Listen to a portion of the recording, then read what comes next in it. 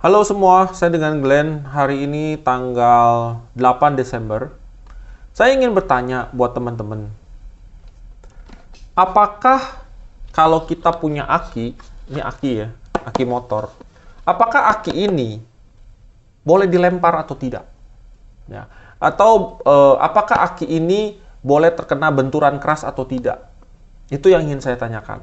Karena opini saya saat ini bahwa aki itu tidak boleh jatuh atau terlempar dengan keras karena bisa membuat aki ini ngedrop.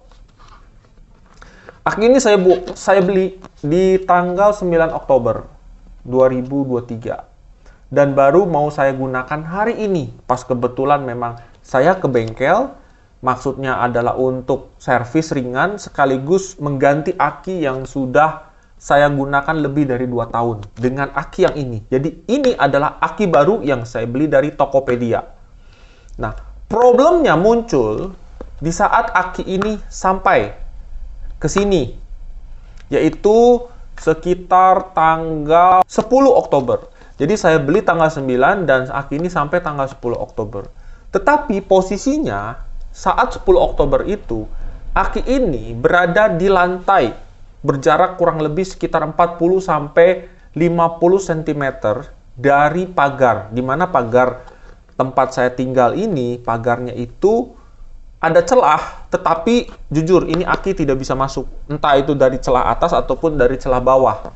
Jadi saya mengasumsikan bahwa aki ini dilempar oleh kurir yang saat itu diantarkan oleh jasa kurir antar aja.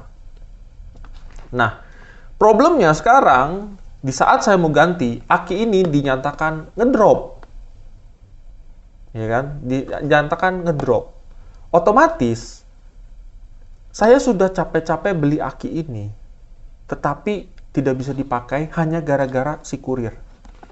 Oke, tanggal 10 Oktober lalu, itu saya sudah komplain ke antar aja. Saya tidak bisa ngetes ini aki berjalan atau tidak, berfungsi dengan baik atau tidak. Pada saat itu, tanggal 10 Oktober, pada saat aki ini sampai. Ya kan? Nah, baru ketahuan hari ini, tanggal 8 Desember saat saya ke bengkel motor.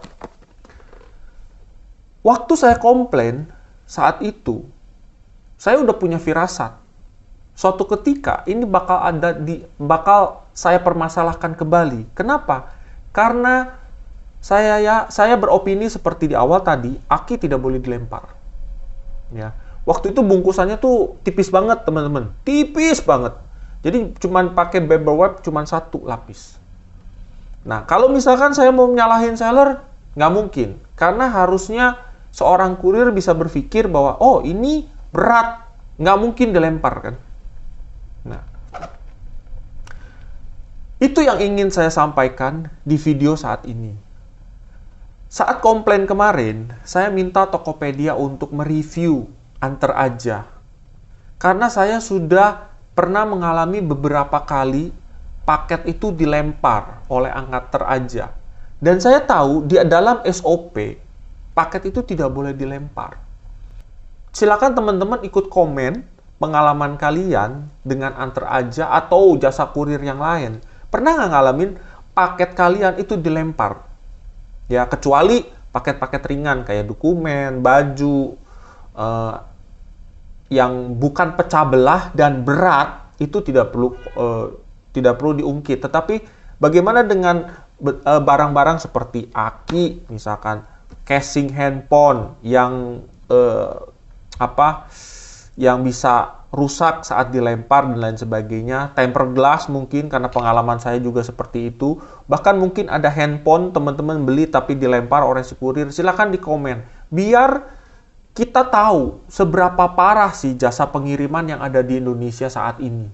Nah, sekarang ini saya nggak tahu aki ini yang pasti saya nggak bisa komplain lagi teman-teman karena ini sudah lebih dari 1 bulan ya dari tanggal 10 Oktober saya terima. Saya langsung confirm barang diterima dalam kondisi baik walaupun saya nggak tahu bisa digunakan atau tidak saat itu.